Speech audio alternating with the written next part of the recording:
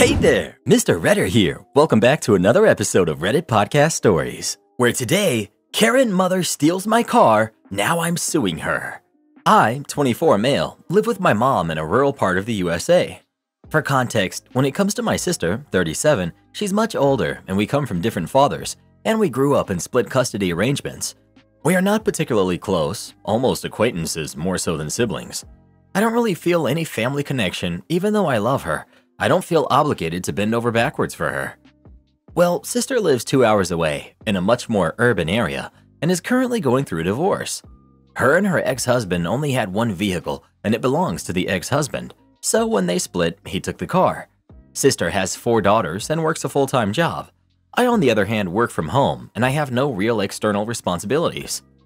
My mom came to me asking if my sister could borrow my car for a couple of months until the divorce is finalized, so she has a way of transporting her and her kids to wherever they need to go without the financial burden of purchasing another car or relying exclusively on ride sharing. I just recently bought my car, 2012 V8 Mustang, and it's my first vehicle ever. I didn't get a hand-me-down or get one as a present when I turned 16 or 18. I was basically immobile, except occasionally being allowed to drive my mom's car, or when my dad had me, I could get Ubers. Getting my own vehicle was extremely liberating, minus the loan, and I don't feel trapped at home anymore. So when I was approached with this proposal, I flat out said no. I can totally understand the justification for letting her use my car for a couple months, but aside from the fact I don't want to lose my newfound sense of freedom, I also just don't want someone else driving my car, and maybe that's selfish of me. Over the last few days, my mom and sister have been trying to convince me to let her use the car, saying that she would pay me for the car payment while she has the car, or that she'd pay for insurance if she has it longer than anticipated. No matter what they brought to the table, I kept saying no, much to their dissatisfaction. Fast forward to this morning. I realized that my mom isn't home. I opened the garage to see that her car was still there, but mine wasn't. I immediately knew what had happened and I called my mom about the situation. She just tries to calm me down and has me try to picture it from my sister's point of view, but I'm just flushed with rage, and instead, I just tell her that I'm going to report the vehicle as stolen instead. She just hung up the phone. As of now, I presume my car is down with my sister, and I'm seriously considering reporting it stolen and naming her and my sister as perpetrator and conspirator. I really don't want it to go that far, and I hope that we can just work it out instead. But what I initially said as an angry threat, I'm starting to really consider as an option. I just don't know if it's worth burning so many bridges over a car, but the fact that my family won't respect my boundaries or my property is so frustrating. Would I be the jerk? Update. I ended up giving mom and sister an ultimatum to return my car by 5 p.m. And if they didn't, I would be reporting them to the police. And if they did, I would let bygones be bygones and move on and move out. I even offered to pitch in a bit to help my sister get a new vehicle. Car has been returned, so the police will not need to be involved. However, there's body damage that wasn't there the last time I used it. Can't tell if it was intentional damage or not, but it honestly doesn't matter. We'll be getting all relevant papers in order, and then I'll be lawyering up, so the damages will all be paid for. As soon as this entire situation is resolved, I will be moving out. I've learned to never keep my keys out ever again. Thanks so much for the input and advice. To address a few questions that I keep getting asked, Mom has her own car, but doesn't want to lend hers out because she needs it for work every day. I had offered to let her use mine for work, and she lend out her car to sister, but she refuted this idea, saying that she doesn't feel comfortable driving my car and that she needs ample space for medical supplies. She's an in-home nurse. I'm well aware that my living situation will change if I call the police on my mom and sister, but honestly, the living situation is already compromised. Regardless of the resolution, I will be moving out as immediately as possible, as soon as I'm financially stable enough to do so. This whole thing is just the straw that broke the camel's back. I've been getting a lot of comments regarding living for free at my mother's house. We split the bill 60-40 on basically everything. It's not truly 50-50, but absolutely by no means am I freeloading at my mom's house. Am I the jerk for not taking in my orphan niece and nephew? Plus updates. My sister, 33, and her husband, 36, passed not long ago, leaving behind their 3 kids, who are 14, 12, and 8. We live in a pretty small town of under 2,000 people, and their passing kind of shocked the community. Everyone's talking about it. Their memorials were up in the grocery store the day after they had passed. Another thing is, everyone is wondering what will happen to their kids, and the expectation seems to be that I will take them in. My circumstances. I'm 23, male. I'm single and have no kids of my own. I have no income and live off student loans while going to university in the next town over, getting my bachelor's. I live in a mobile home in a trailer park. It's a 40-foot trailer, but still only a one-bedroom. I own it, but I pay rent on the land it's on. My main reason for not wanting to take them in is that I don't want to. I don't want kids of my own, and I don't think I'm in a place to take care of them. I've been told that money has been put aside to help, so I wouldn't be keeping us all alive off my loans. But it's only partly about the money. It's about not having the space they need, interrupting my studies to take care of them, and suddenly becoming the caregiver of 3 humans all on my own. It's a big job that I don't feel I measure up to do. I was posed the question by my parents. They're in a different country and can't help, and the kids want to stay here anyway. Friends of my sister's family all have kids of their own, usually in batches of 2 to 3 themselves, and can't afford to take more on either. They say I should do it because I don't have kids already. It'll be good practice for my future kids. It's my duty to my own flesh and blood. I'm young, the kids need me and don't have anywhere else to go. I told my parents that they can crash on my living room furniture for a while until other arrangements are made for them, but I won't be able to take care of them permanently. My parents think I'm a jerk for refusing to do so. My sister and brother-in-law's friends think I'm a jerk. Even some of my friends think I'm in the wrong. Word has started to spread around town that I'm a jerk. People have come up to me to tell me what they think of me for refusing to take in my nephews and niece. Worse, the kids think I'm a jerk for abandoning them. I've been told horror stories about the foster system and that I'm giving them up to it, that they'll be separated, we'll lose them and never get them back, and that I'm a monster for not doing it, that I'm selfish, they're ashamed of me. My mother told me that if I don't take them, they'll have nothing more to do with me because of how horrified they are. It seems harsh. Part of me feels like I don't deserve to be told these things just because I didn't want to and am not able to take care of these kids. The other part agrees with them. Have I been the jerk in this situation? Edit. I sat down and ran the numbers about my finances, and this is what I came up with for anyone interested. The amount of money left behind to help raise them is 25,000 Canadian dollars, and I think that's around 19,000 US dollars. I don't think it would be possible to raise 3 kids to 18 on that amount, especially not because one of them will be 10 years away. I would need to supplement that with a job, definitely. But I'm 3 years into my bachelor's and have accumulated quite a lot of debt that I would also need to pay off if I stop going to school. As for my student loans, I will break down those finances. After my tuition is paid, I'm left with about 4.8 thousand for the time school is on and the break month in between semesters. My rent for this plot is $550, so of that 4.8 thousand, 2.2 thousand goes to rent every 4 months, leaving me 2.6 thousand to buy food, gas, insurance, etc. All told, I have 7.8K a year to purchase needs. I don't know if this matters, but the poverty line for families with 2 adults and 2 kids is 30K Canadian dollars. Obviously, with 1 adult and 3 kids, still 4 people, at 7.8K to work with is well below poverty. Because of all of that, and all of your guys' responses, I have tentatively figured I am not the jerk. My plan going forward will be to try to sit down with the kids, at least the oldest, and talk to him about my finances to hopefully show him that it's not the fact that I don't care about them, but because there's no chance they will have a good life with me as their guardian. I will also tell my parents all about my finances. Hopefully, if they see the resources I have available, they will stop on this crusade to get me to take them in and accept that they will need to step in if they want the kids to stay together. I feel like even if I tried to take them, the government would just take them away anyway. Also, while I was out, someone keyed my car, so I think I'll have to move if people don't calm down.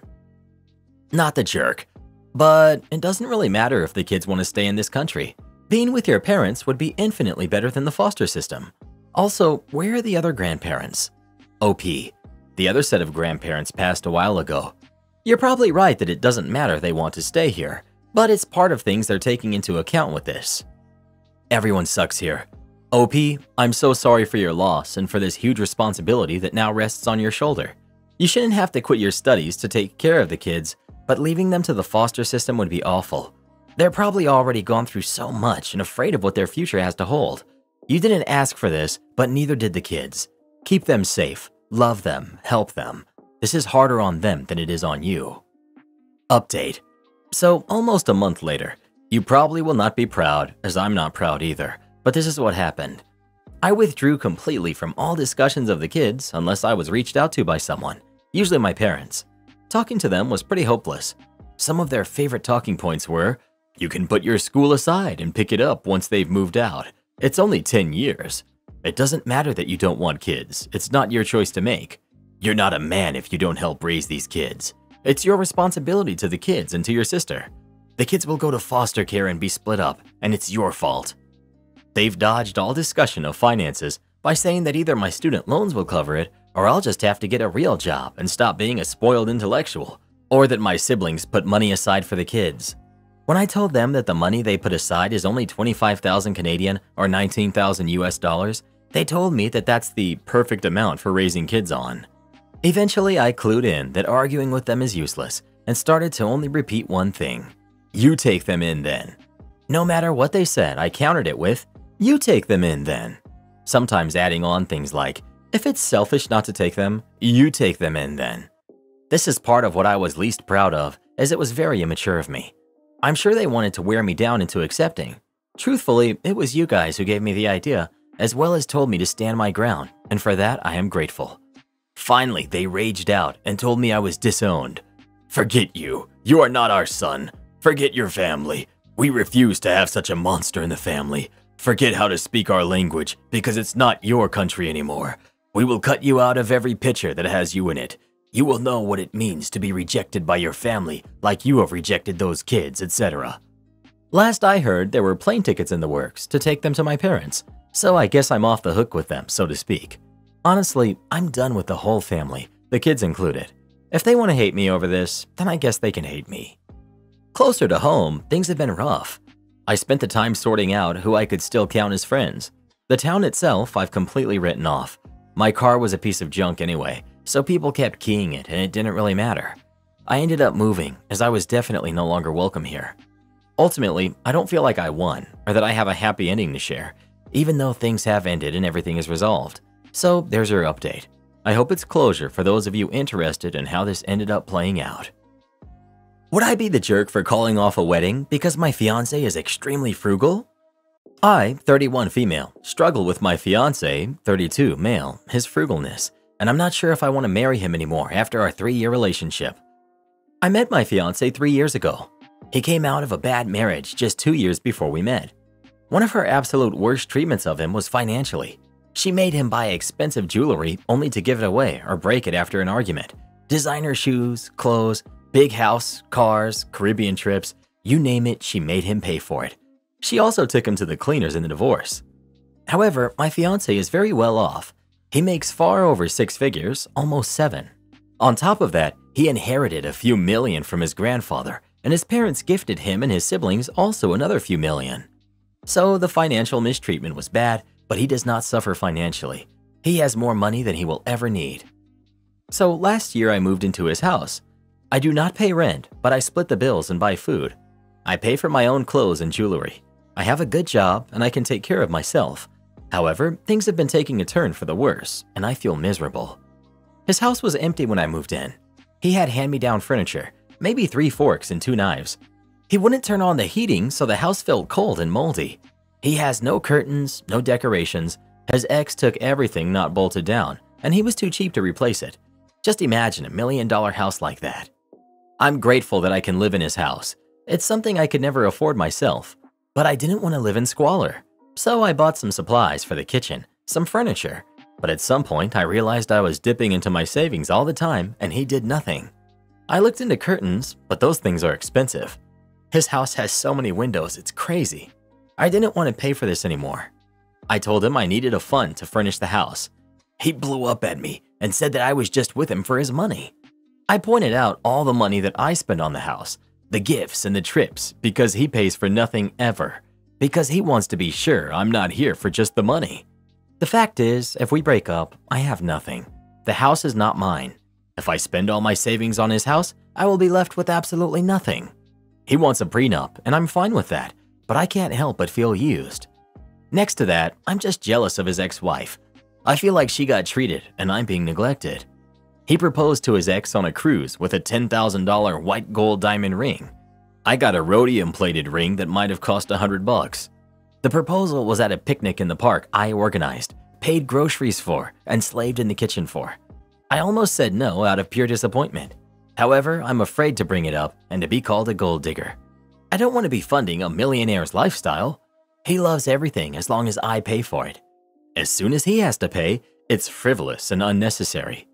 I can live like a poor person by myself. At least that way, the fact that there are millions laying around doesn't bum me out, and I would just be paying for my own lifestyle. Would I be the jerk for calling off a wedding purely for financial reasons? Because I love this man, but I imagine our cheap wedding in contrast to his ex and her extravaganza. Will our future kids be able to have some luxuries, or only if I pay for it? What if I ever become a stay-at-home mom? Will I have to beg to put the heating on? I know that it's not made up how his ex treated him. His family and friends told me separate stories of what they witnessed. Not only did it confirm it, but they showed me she was way more terrible than I thought. Like stealing heirloom jewelry of his grandma with Alzheimer's right after she was widowed. Pretending she was gifted these things even though everyone knew grandma hated her guts.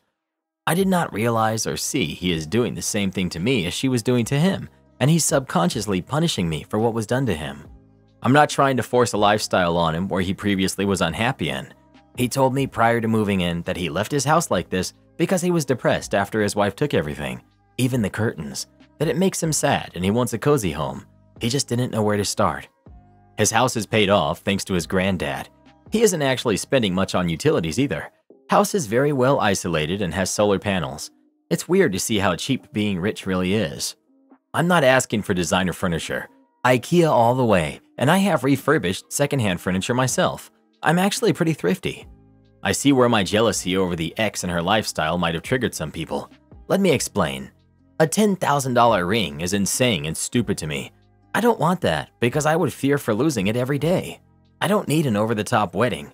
However, it almost feels like for her he had effort, wanted to give her what made her happy, put effort and thought into it. With me, it almost feels like he wants to prove how little he can give to me. He talked about what he was willing to spend on our wedding, and it's even cheaper than what my actually financially struggling cousin spent on her wedding. I can't help but feel that he wants to demonstrate how cheap he can treat me. It almost feels like we're washing paper plates at this point. Yes, I did discuss selling the mansion I really don't need and moving to a more modest house, especially knowing this is the house his ex picked. He doesn't want to do that. He loves this house, but I really feel intimidated living in a house I could never afford anyway, and so many large windows. I haven't talked to him yet, but pause on the marriage and counseling is a must. I already am looking for IC because I realized I might indeed be too much of a people pleaser, allowing him to control me with the ghost of his ex. I also am going to separate for a while. I'm looking to rent something for a few months so I can get some space. Thank you for all of your insights. Update. Well, Reddit, you changed my life. Thank you so much for all your ideas and insights. Honestly, I don't think I would have had the courage to do what I did without you guys. I went to therapy, took the day off just to get my racing mind to calm down. Therapy has confirmed things you guys suspected. I'm a people pleaser. I wanted to save him, and I have internalized the idea that any effort and every penny I want him to spend on me makes me a gold digger. I will have weekly sessions to work on me. I realized I would have never taken this treatment from any of my exes, even though I made more than them. The idea I had to prove myself worthy to be with a millionaire and not be in there for the money got to my head pretty early. I called one of his siblings I'm pretty close with and just told her everything. She was not surprised, but just said how unhappy he was making me. She told me that from the day we started, he had this idea that I was out of his league. He struggled to understand why I wanted to be with him, and he probably just thought it must have been his money. She told me she already talked to him in the past to treat me better. She was furious about the proposal. This information confused me a little. I was a little hurt she never discussed any of this before, but she thought it was none of her business. She also explained how she and her husband organized their finances. He also doesn't have as much as her. I took the opportunity to pack a bag. I haven't found a place yet, but I'm going to stay with my parents. I made up my mind that I will at least want 6 months apart to get myself in order. I made sure my stuff was in the car because honestly, I had no idea how the conversation would go. So into the most difficult part, the talk. I waited for him to come home. He was pretty late, but I didn't want to sleep another night on this. Pretending I was fine while I was contemplating all this just ate me up inside. I had written down what I wanted to say, I've never been so scared before. I didn't want to hurt him, and I didn't know how he would react. I took some advice from here. I opened that I was moving out and that I wanted to pause our engagement. He was very quiet and just sat down. I told him he really hurt me by calling me a gold digger and that I'm done walking on eggshells and feeling guilty for just wanting basic things. I told him I was unhappy and felt neglected. I also told him that after 3 years of me showing up for him, he still doesn't think that I'm here for him. It's not going to happen. He was just quiet. He didn't say anything. I told him the constant comparing me to his ex was unhealthy and unfair. Punishing me for her sins was not right. I told him comparing her to me all the time has triggered me comparing myself to her and starting to feel like she was worth more than me. One of the things about her was mostly ungratefulness. He would do nice things for her, but it was never enough. The thing is, he doesn't do nice things for me at all, and I have to be grateful for the pleasure of picking up the bill. I told him he was not ready for marriage, that I dreaded having kids with him and living like this, that I didn't trust he would take care of me if I were a stay-at-home mom. And to that point, I just called him wrong and a user. I was getting pretty angry saying all of this out loud, losing my composure and script a little bit. He remained quiet with almost no emotion on his face. I stayed quiet, but nothing came out, so I decided that I would just leave. Only when I got up to go, he said, "Please don't go." He asked me if I was pausing the wedding or calling it off. He wanted to know if it was over or if he still had a shot. I told him I wanted out of this house. I honestly don't want to live in his ex's palace of sadness anymore. I needed him to go to therapy, and especially financial therapy. I needed separation. I told him I was open to couples counseling if he went to individual counseling. He begged me not to do the separation, but honestly, I really wanted it. I just told him to think about it and I left him. He was finally showing some emotions. He was crying at that point. He sent me a very long text somewhere in the AM, told me he was a wreck and couldn't sleep. He made all kinds of promises. He would go to therapy, sell his house, buy a smaller one, and make sure I'm taken care of whatever happens. He said he would help me decorate and we will make it a home. He again asked me to please come home, but to me, it doesn't feel like home there anyway. I feel very empty and tired. I've been sleeping most of the day. I feel guilty, but also a little bit relieved, if that makes sense.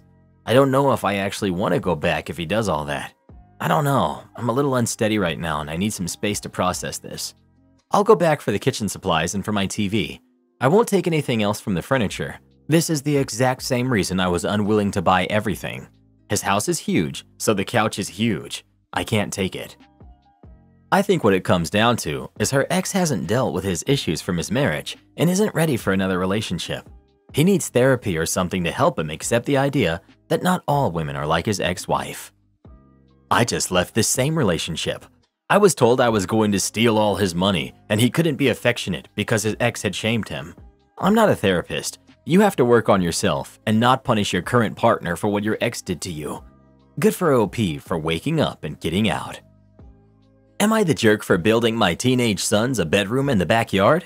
My wife and I have 5 kids together who are 9, 8, 7, 4, and 2. I have 3 kids with my ex-wife, sons who are 17 and 15, and a 13-year-old daughter. When I bought our current house, it had 4 bedrooms. I later renovated the basement to add another 2 bedrooms. My wife and I have 1 room, the 3 teenagers had a room each, and the younger boys shared the other 2 rooms, with various configurations over the years. As the younger boys get older, things are going to get more cramped for them, and we haven't ruled out having more kids. I also don't want to immediately take my older kids' rooms away the second they go to college, and maybe they'll stay local or not go at all. Because of this, I started looking at how I would add more bedrooms. The property our house is on is a little under 1 acre. Last year, I decided I would build a den in the backyard that could become the older boys' bedrooms. The build was finished a few weeks ago, and the boys have moved in. They have a small shared living space that includes a kitchenette, a shared bathroom, and they each have their own rooms. It's essentially a tiny house in our yard. The boys love it, and we had a lot of fun working on the build together. My ex-wife, however, is less than pleased with the boys' new living arrangements. She has multiple safety concerns as she thinks they're too far away if something happens, and that they will feel like they could get away with whatever as I can't monitor them well. She also thinks it's unfair that they will have to walk through a yard to get to and from their bedrooms to the house, even in adverse weather conditions. She feels as though I'm pushing the boys away by housing them in the backyard, and that it suggests I'm prioritizing my new family, while at the same time thinking giving them a cool den in the backyard is favoring them over their sister. I think her biggest issue is the one she didn't mention, which is worrying the boys will want to spend even more time at my house if they have more privacy and a great place to hang out with their friends. We no longer split custody based on our custody agreement, and for the last few years, the boys have lived the majority of their time with me, whereas our daughter alternates between our houses every 2 weeks. My ex is trying to make it like I'm a massive jerk in this situation, but I really don't feel like I am. However, in the past, I haven't always known when I was being a jerk, so maybe I'm missing something. Am I the jerk? Not the jerk. If it meets code, you're fine. If some adverse event is forecasted, deal with it at the time. And by the way, she doesn't get a say in how you manage your own house. It's nice that you listen, but she's not in charge. The boys are old enough to be held accountable if they mess up, and until then, have your trust. They're nearly adults. Am I the jerk for suggesting my goddaughter rethink her career choices? I'm a 41-year-old guy, and one of my friends, Mike, asked me to be goddaughter to his daughter, Chloe, when she was born. I accepted happily, and we've always had a good relationship. I especially used to enjoy helping her out with schoolwork and projects alongside my own kids, because Chloe was always extremely academic. She always got top grades, and her parents assumed she'd go to medical school, as she had expressed wishes to be a doctor from a really young age. Mike, his wife, and Chloe moved a little further away a few years back, meaning I didn't see them for a long time. We kept in contact online though. Recently though, we all met up for dinner to catch up. I asked Chloe, who's now 17, what medical school she'd be attending, and she told me that she didn't want to do that anymore. Instead, she told me that she wanted to become a gardener. I don't think she had it quite figured out yet, but something involving horticulture because she loves nature. I was a little surprised, but her parents explained that another factor was her anxiety diagnosis, meaning she was interested in finding a job that would be a little less stressful, as well as giving her the chance to work alone and be outside in nature. I said something along the lines of, "But you always wanted to be a doctor. You'd throw those dreams away?" I know it could sound harsh, but I know what she always dreamed about, and I love her like my own, so I want for her what I want for my own kids, to be happy in a stable and professional job. I also mentioned that becoming a gardener is not a cure for her, at which point Chloe and her parents went quiet and we didn't talk much more about the remainder of the evening. Mike took me aside before they left and told me I had upset Chloe and angered them by pushing the subject, and that if gardening is what she wants to do, then that's the end of it. My wife chewed me out too. I just can't help but feel she's throwing away something she's always wanted for an easier option in the present, rather than buckling down to a secure and good future. Good things in life are never easy after all. So, am I the jerk? If your goddaughter doesn't want to do this, don't make her do it. You're the jerk. Mind your own business. What's wrong with wanting to work outside? Good exercise, nature. And since when do we hold our kids accountable for their dream job they expressed before their brain is fully developed? I wanted to be a unicorn. Maybe my parents should hold me accountable. She should choose something that makes her happy and fills her cup. The world is an awful place, and being an adult is very depressing. Let the poor girl make a decision that may bring her joy. Not the jerk. Goodness, you people never cease to amaze me. God forbid Godfather try talking some sense into his goddaughter since her own parents aren't even able to get through to her. So instead of becoming a doctor, which was totally in the cards, she's going to become a gardener? And make what, $12 an hour? No wonder you all think everything should be handed to you for free. You have no common sense, and you demonize those who do. Part of being a parent and providing guidance is encouraging your kids in the right direction.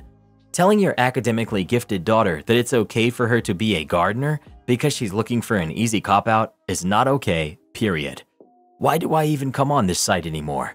The sheer stupidity that I see is making me lose my mind. Am I the jerk for calling the police on my fiancé? My fiancé, 28 male, and I, 30 female, have been together for 3 years. I used to live close to work and used public transportation, but after I moved into his house, which is hours away from work, I bought myself a car since I'm a nurse, and also since there aren't any hospitals close to where we live that I could transfer to. My fiance's car hadn't been working for close to 2 months now. It requires so much money to get it fixed, and he refused my financial help when I offered it. Instead, he would ask to use my car every now and then, and I agreed as long as it's when I'm not working, and also since he only uses it for trips to the supermarket, etc. On New Year's Eve, he told me he wanted to use my car to go hang out with his friends and celebrate, but I declined because I had to cover a night shift and needed my car to travel to work. He insisted and even suggested I take the night off or swap shifts with another nurse, but I couldn't do that last minute. I thought he dropped it then, but when I went into the shower and got out, I couldn't find him nor my car. I freaked out and started calling for half an hour, but he didn't answer me. I tried again until one of his friends picked up. I demanded he give the phone to my fiance, but he said they were out and confirmed he took my car and told me that my fiance said that it's better that I skip my shift and he'll be back with my car later. I couldn't take it. I felt so enraged. I had my fiance on the phone telling him I did not consent for him to take my car to go hang out with friends and said I'd call the police to get it back if he refused to come back with it.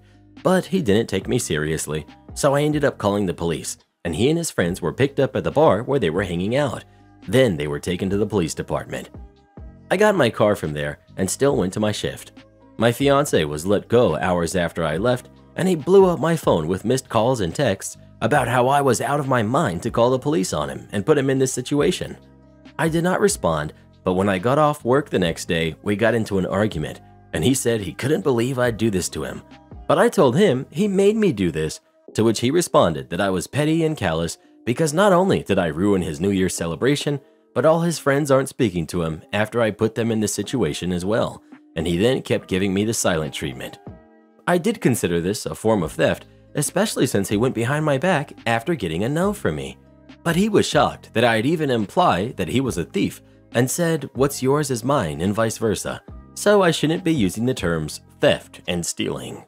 Do this next. Tap here on your screen to come see our new podcast playlist, where you'll find thousands of hours of the best stories you've ever heard. Or tap the one on the right. That episode is specifically just for you, based on other videos you've enjoyed the most.